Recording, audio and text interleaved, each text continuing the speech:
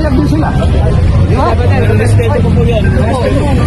Kasi, pa-interview ka, gusto mo si Pogo. ang tahimik po ng mga dilawan pagdating sa Sino bilyon-bilyon. Walang dilawan, hindi ako dilawan ha. Hindi, kayo po, sa panig niyo po. Ang tahimik niyo po sa bilyon-bilyong ninakaw ng gobyernong ito. Tapos si Sara po, no, hindi pa napapatunayan na 125 billion sa confidential fund na ipapaliwanag naman po. Tapos yun ang inaano nyo. Napaka-hypocrite. Napaka-hypocrite nito. Lagi po, galit na galit kayo sa martial law, sa kay BBM dahil sa mga ninakaw nila, sa mga human rights na ginawa ng tatay niya. Tapos ngayon, kinakampihan nyo na si BBM. Wala kayong moral na dapat ipaglaban kasi dapat kung galit kayo kay Sara na nagnakaw siya ng 125 billion na binibintang nyo, dapat galit din kayo sa gobyerno ito. Harap-harapan po, ninanakawan tayo.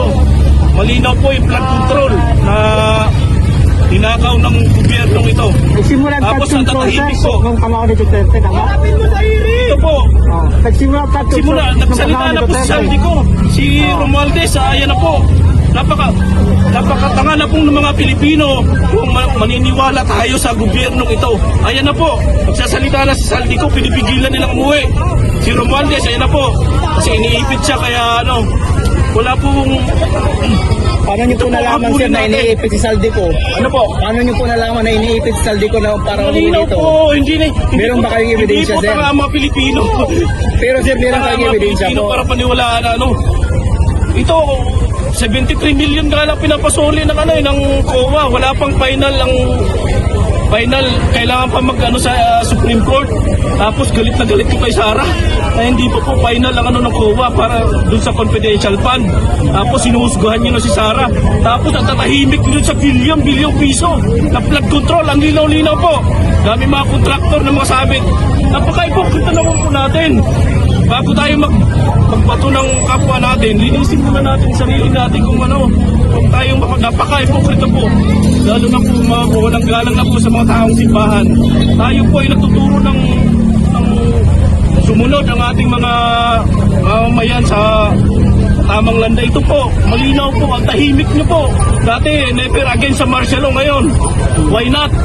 Napaka-hypocrite po ng ating simbahan. Ano pangalan niyo sir? Hindi ko po mapigilan ang aking sarili bilang isang mamamayan na nagtatrabaho po ng maayos.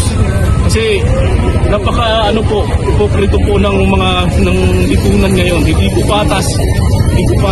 Dapat ganun din po kung ganun ang kaingay nyo ang pagtulig sa kay BP Sara, sana ganun din nyo pong ikundina ang administrasyon na ito. Pasensya na po. Ano pangalan niyo sir?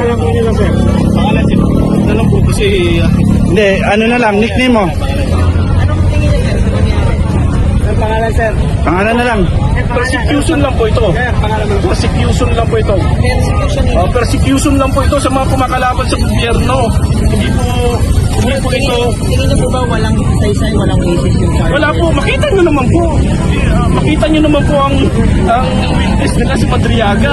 Napakalinaw po na, kung ikaw na ordinaryong Pilipino na nag-iisip, papaniwalaan nyo po ba yung Pero kayo, sir, kasi